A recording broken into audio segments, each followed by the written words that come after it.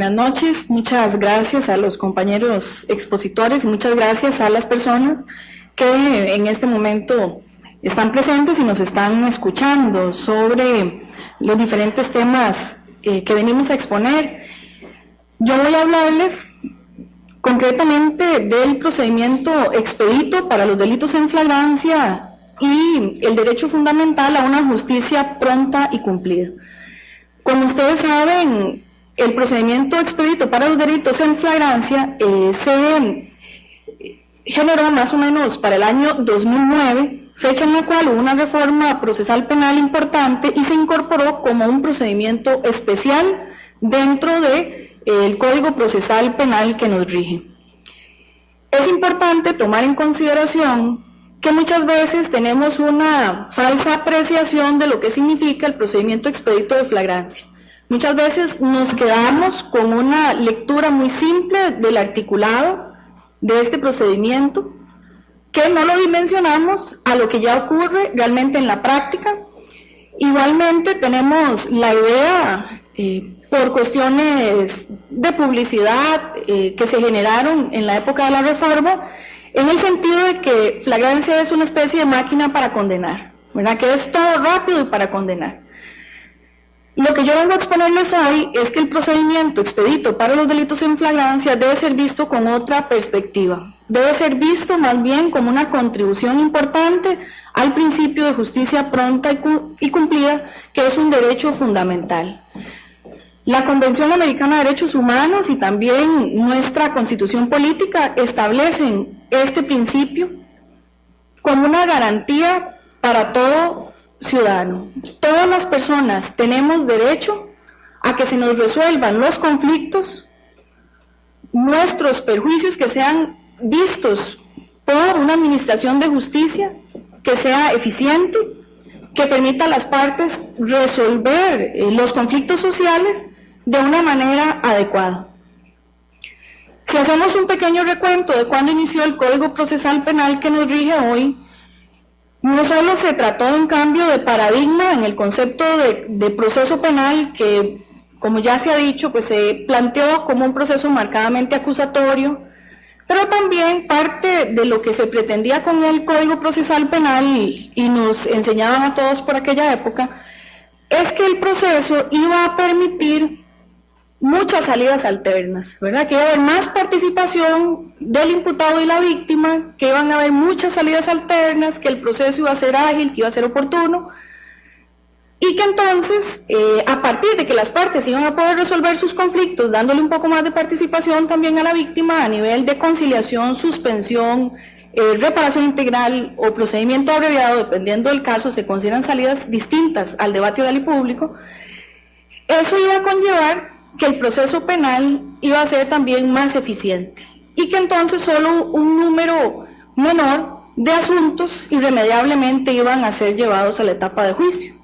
Esa era la idea que se concebía inicialmente. Entonces, las partes, cuando empezamos con el Código Procesal Penal, constantemente trataban de buscar arreglos, de hacer las audiencias rápidas. Se decía que el proceso penal tenía que tener la menor cantidad de formalismos. Existe una norma específica que establece en el Código Procesal Penal que el juicio tenía que señalarse en un plazo no mayor a un mes. No se podía volver a etapas precluidas. Sin embargo, el Código Procesal Penal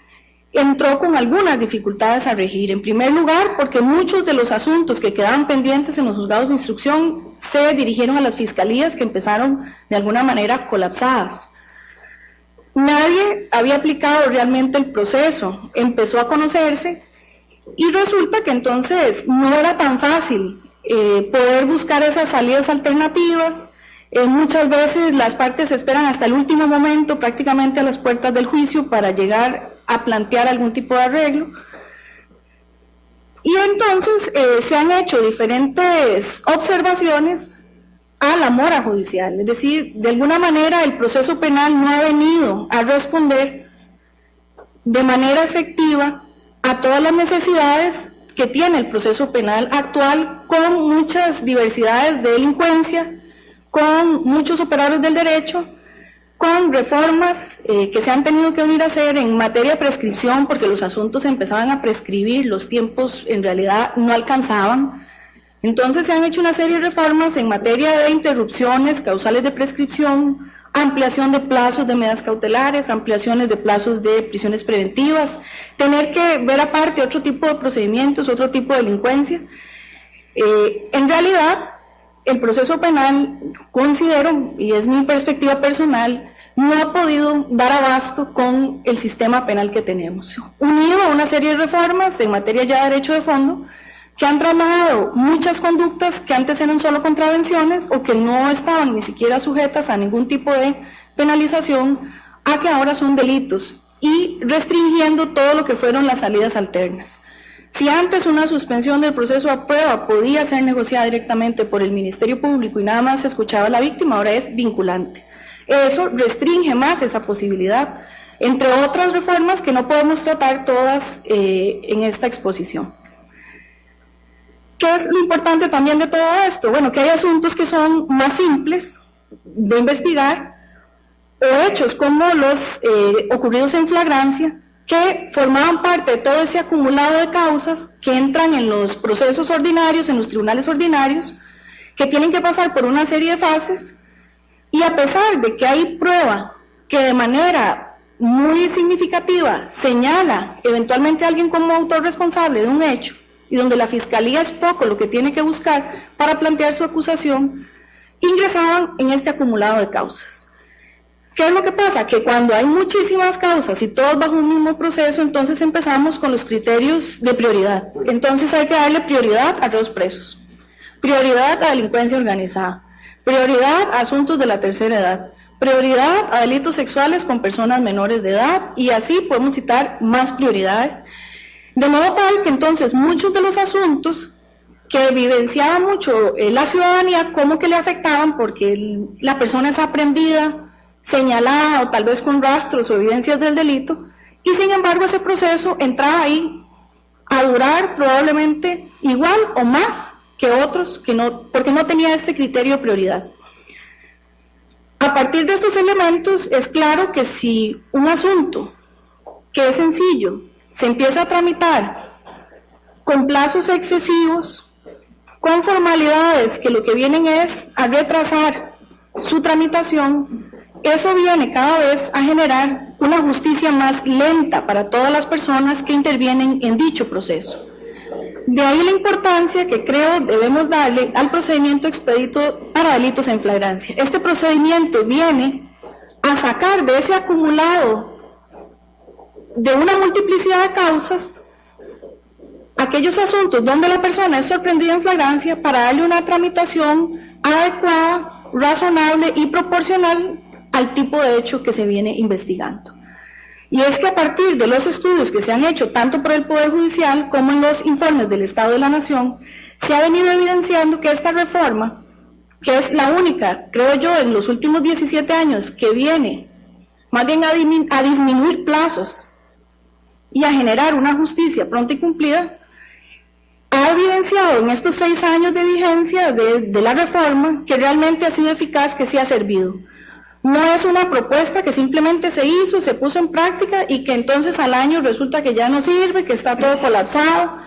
Eso no ha sucedido con el procedimiento expedito para los delitos en flagrancia, más bien es un programa que ha venido en crecimiento, que se ha establecido a nivel nacional y que ha dado importantes resultados,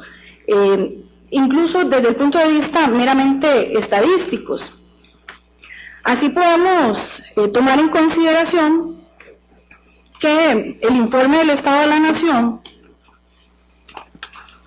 del año 2014 hace una referencia a que en los últimos años, valoremos del 2009 para acá, todos los tribunales ordinarios están incrementando los tiempos promedios, porque obviamente no es todos los lugares y lo que se hace es un promedio general, han venido incrementando los promedios para que un asunto se resuelva con sentencia. Mientras en flagrancia, no solo se mantienen, sino que incluso han disminuido los promedios para que los procesos puedan resolverse mediante algún tipo de sentencia. Así este informe nos dice, sin embargo, si se clasifican los juicios fallados con sentencia según el tipo de tribunal, ordinarios y de flagrancia, dice que dictó la resolución, se aprecia que los primeros, es decir, los ordinarios, incrementaron la duración en casi 3 meses en relación con el periodo previo, desde el 2013 al 2012, a diferencia de los de flagrancia, los cuales presentaron un descenso de 1 mes y 1 semana. A partir de esto, a nivel estadístico y a nivel del informe del Estado de la Nación, se va marcando una diferencia importante en cuanto a si un asunto, por más sencillo que sea, si se tramita por un procedimiento ordinario, va a tener una justicia más lenta y más compleja, más complicada, más tardía. Mientras si un asunto se tramita mediante el procedimiento expedito de flagrancia, va a tener un tiempo de resolución mucho más eficaz, mucho más efectivo. Es así que también el Departamento de Planificación de la Corte hizo un estudio que analiza el funcionamiento de todos los tribunales del 2009 al 2013, indicando que en la materia penal, y esto como consecuencia de muchísimos factores, los casos centrados en los tribunales han experimentado su 4º año de crecimiento continuo, es decir, del 2009 al 2013, y vea que ya casi vamos superando 2 años más, cada año aumentó la cantidad de causas que ingresaron a los tribunales penales. Es decir, estamos viendo tribunales que están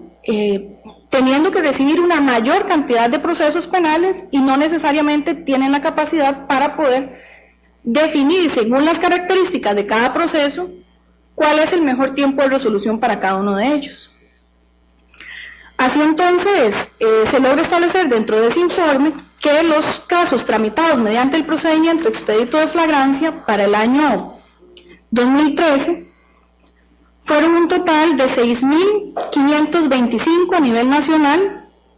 de los cuales se tramitaron 893 causas colegiadas y 5.632 unipersonales. Es decir, que a nivel nacional el circulante de los tribunales de flagrancia está constituido en un 87% por juicios unipersonales. Esto es, a mi juicio, muy relevante. Estos tribunales han venido a contribuir de manera muy significativa a que los tribunales ordinarios no colapsen. Recordemos que hay una serie de reformas que han aumentado la cantidad de hechos delictivos de naturaleza unipersonal, que al restringirse las salidas alternas en muchos de estos asuntos necesariamente deben eventualmente ir a un juicio, y por esa razón la circunstancia de que esto se saque de los tribunales ordinarios permite un poco más que puedan estos resolver de manera más adecuada. Sin embargo, se determinó en este estudio que para el año 2013 se resolvieron 1.014 asuntos más que el año anterior en términos generales, y resulta ser que esta diferencia y que implicó un aumento en la resolución de asuntos derivó del aumento de resolución de causas por los tribunales de flagrancia. Es decir, que quien ha venido a aportar de manera significativa una disminución de causas penales son los tribunales de flagrancia, que han venido ampliándose a nivel nacional y además a contribuir a una salida más expedita y en mayor cantidad de asuntos que antes pasaban a los tribunales ordinarios.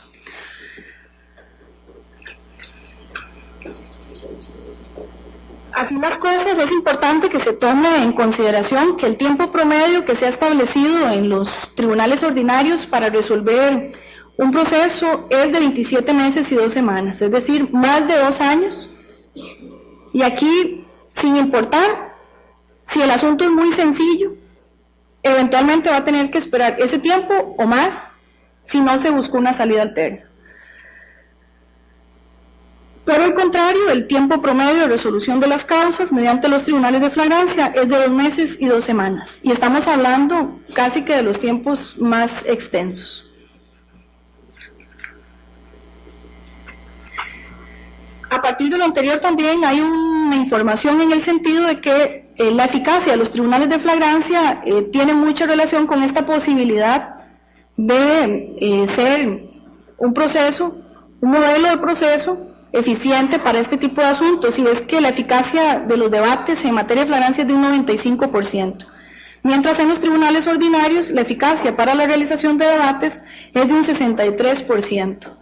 Y para nadie es un secreto que esto tiene mucho que ver con los tiempos en que los asuntos tardan en llegar a juicio, imputados rebeldes, ya las personas a veces se desentienden de los asuntos, no se sabe en qué estado quedaron, pierden el interés, eso afecta de manera significativa todos los señalamientos, a diferencia de lo que sucede en el procedimiento expedito de flagrancia, donde el imputado siempre debe estar presente, va a todas las audiencias y está, la decisión del caso se va a tomar con mucha cercanía al evento delictivo que se le viene atribuyendo. Así que esto permite también a la persona mostrar un mayor interés y hasta buscar más rápidamente alguna salida alternativa cuando eso sea posible, a efectos de poder solventar su problema, ya sea en su condición de víctima o imputado, a través de este procedimiento. Por eso yo les decía, no se trata simplemente de decir el procedimiento de flagrancia es un procedimiento para condenar, es un procedimiento que viene a responder a una necesidad,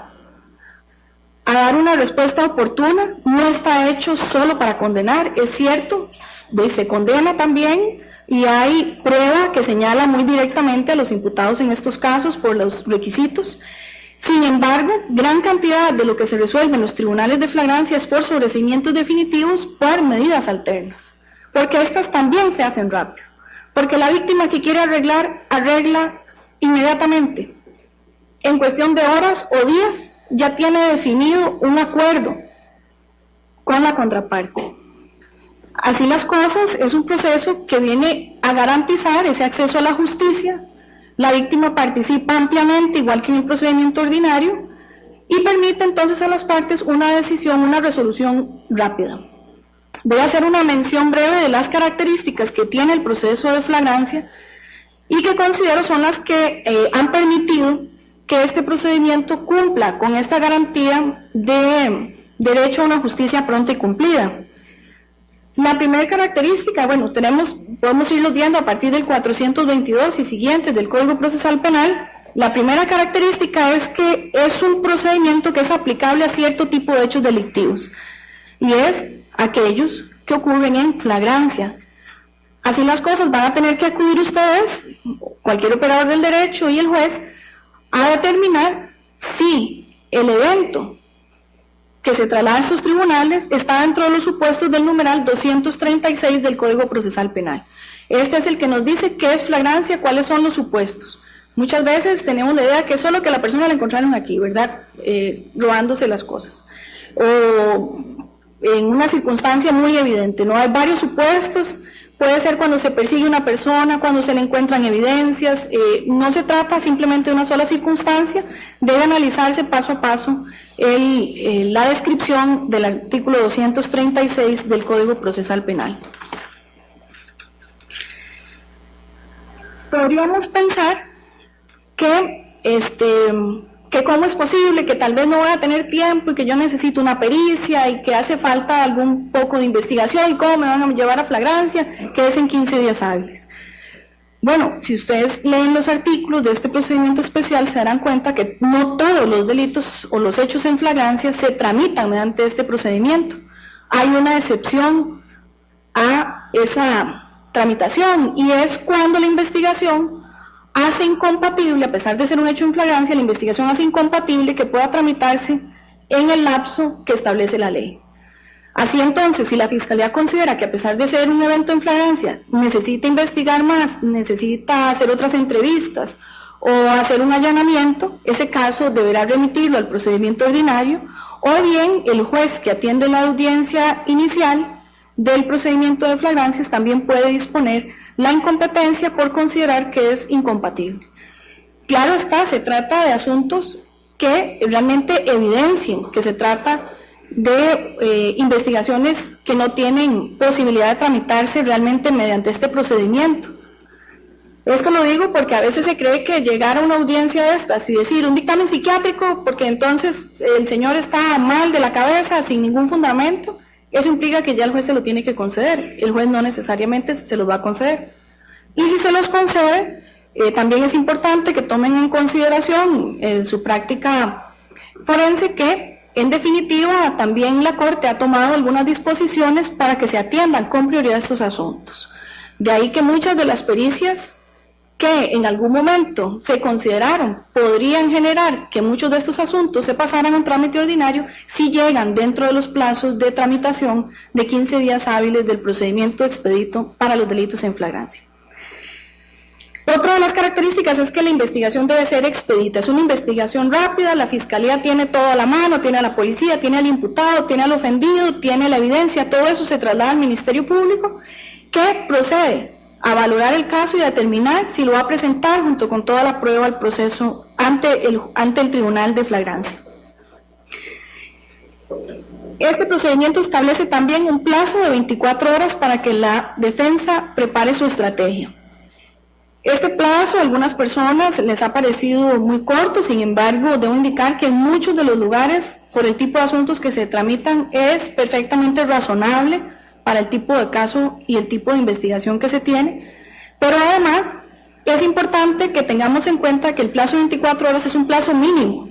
para la defensa. No hay ningún obstáculo para que, si la defensa considera que necesita un día más, 2 días más, para buscar documentos, para localizar algún testigo porque no puede dar los datos, lo solicite al juez y el juez puede perfectamente suspender la audiencia y continuar en otra fecha. Esto para que quede claro que el tribunal, que es un juez que está atendiendo si el asunto se va o no a debate ante el tribunal de juicio, es un juez que debe velar también por el derecho de defensa, por las garantías de las partes y que puede hacer un equilibrio en las audiencias de inicio del procedimiento expedito de flagrancia. Otra de las características que tiene este procedimiento es que todas las gestiones de la Fiscalía que tienen que ver con competencia, con prisión preventiva o cualquier otra medida cautelar, con la acusación, se plantean directamente ante el tribunal de juicio. El tribunal de flagrancia no es un juzgado penal, es un tribunal de juicio que recibe una causa donde la Fiscalía ha determinado que quiere llevar el asunto a juicio. Por esa razón, no podemos hablar en este caso de juez de garantías y no podemos hablar de jueces de la etapa intermedia porque no hay. Es un juez de un tribunal el que va a determinar si hay mérito o no en este caso, si la acusación cumple los requisitos y si es viable en este caso tramitarlo de una vez pensando en que la Fiscalía quiere plantear ese caso para debate. Esto nos lleva a otra de las características y es que el procedimiento de flagrancia expresamente dice no tiene etapa intermedia. Aquí no hay un juez de etapa intermedia que hace audiencia preliminar ni decreta ningún auto de elevación a juicio porque no hay esa etapa. Aquí únicamente la Fiscalía define si quiere acusar y va ante el tribunal de juicio. Eso es importante que lo tengan claro, es similar a las querellas privadas que se presentan directamente ante el tribunal o a los casos donde la acción pública se convierte en privada y se presenta también en los tribunales directamente. Es importante valorar en este punto que al menos la práctica o la experiencia que hay en los tribunales de flagrancia nos definen que en realidad la etapa intermedia no hace falta. El procedimiento de flagrancia ha permitido corroborar eso. Desde mi perspectiva personal, creo que ha sido muy criticada la fase intermedia en el proceso ordinario. Hay muchas quejas en el sentido de algunos defensores, especialmente, en el sentido de que no es un filtro, que el juez pasa todo, que si se acusa entonces va directo al tribunal de juicio, y es que el juez no tiene potestades para analizar el fondo, sino solo la forma y el requerimiento que hace la Fiscalía. A la etapa intermedia las partes no están obligadas a asistir, puede no ir la víctima, no va el imputado, no se genera ese nivel de obligatoriedad que sí hay en el proceso de flagrancia donde las partes tienen que ir a todas las audiencias, el imputado está consciente de todo lo que está pasando, escucha toda la prueba, participa con su defensor en todas las audiencias y se le define si el asunto va a ir a juicio o no y entonces también va a definir si quiere o no una salida alternativa o si quiere el debate, lo cual es su derecho. Entonces, en realidad, por lo menos para las acusaciones, para los asuntos acusados, desde mi perspectiva y por la experiencia, considero que la etapa intermedia o la audiencia preliminar para efectos de hacer una valoración, una evaluación de las acusaciones, podría ser uno de los aspectos que a futuro debería ser analizado y objeto de reforma en el proceso ordinario. Por lo menos en el procedimiento de flagrancia no ha resultado relevante en razón de que lo mismo puede hacer el propio tribunal de juicio. En este procedimiento, si el asunto o la Fiscalía considera que se debe acusar, si se declara competente el tribunal, hay 15 días para formular la acusación, para preparar la defensa y para decidir si se llega a una medida alterna a un procedimiento abreviado, y si no es así, el juicio se señala de manera inmediata. Inmediata significa que un juez realizó toda esta fase inicial y el asunto debe ir a juicio y simplemente dice en media hora empezamos el debate. Y se constituye el tribunal, porque no es el mismo juez, para garantizar el principio de juez natural y el principio de imparcialidad, se constituye de manera inmediata en el tribunal, salvo que exista otro señalamiento que impida que pueda realizarse de inmediato el juicio, y entonces se agenda conforme a las posibilidades que tenga el tribunal dentro de sus diligencias.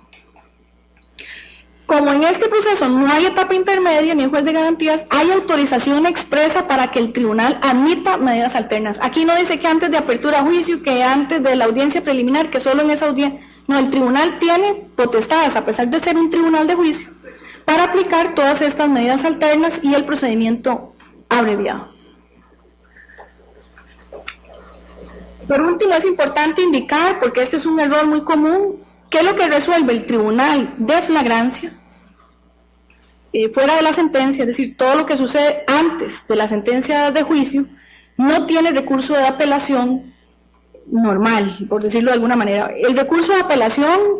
que se utiliza en el proceso ordinario es única y exclusivamente, porque así dice expresamente la norma, para resoluciones derivadas de la etapa preparatoria y la etapa intermedia. Aquí no hay jueces de estas etapas, entonces no tiene apelación.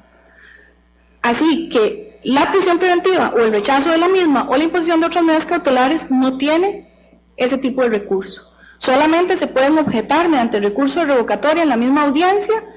o plantearse actividades procesales defectuosas, o bien ya en el debate si es que se ha considerado que ha afectado de manera absoluta algún derecho, y se discutirá luego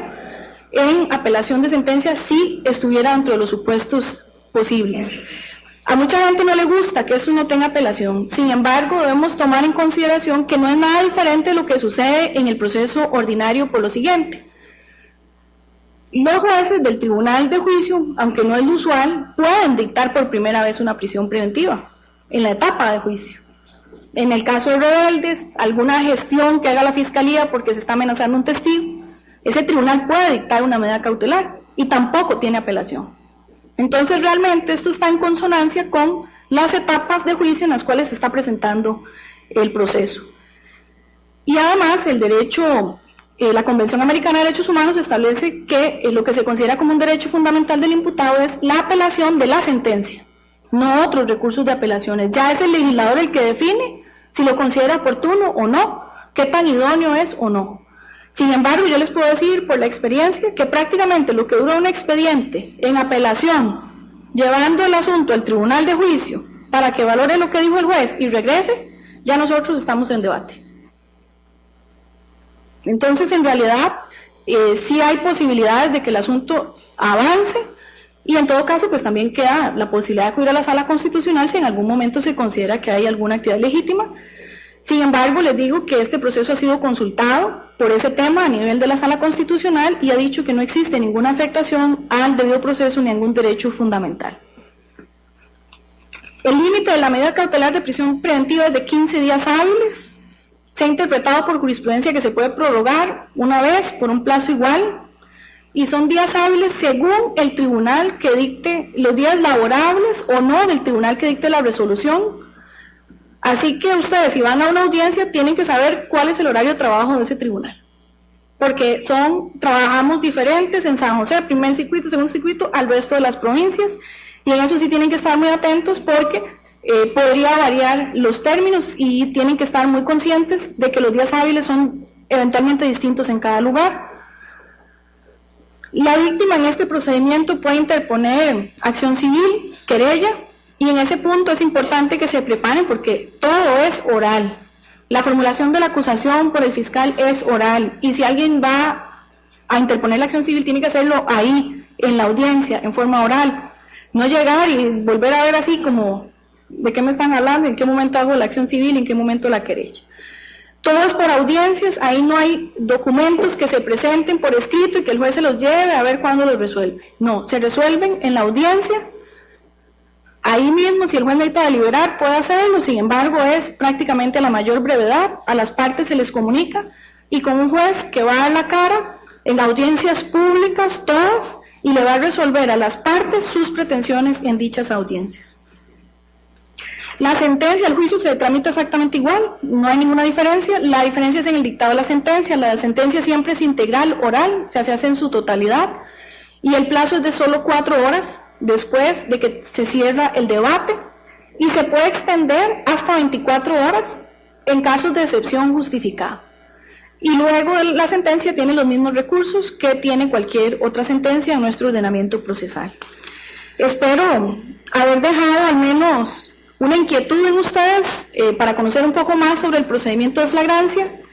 para que participen en el mismo y se preparen para un proceso que es más eficiente, que es más ágil y que definitivamente requiere muchísimas habilidades en oralidad, en saber reaccionar brevemente en todas las audiencias para llegar a la mejor o al tener la mayor efectividad y defender de la mejor manera los intereses de sus representados. Muchas gracias.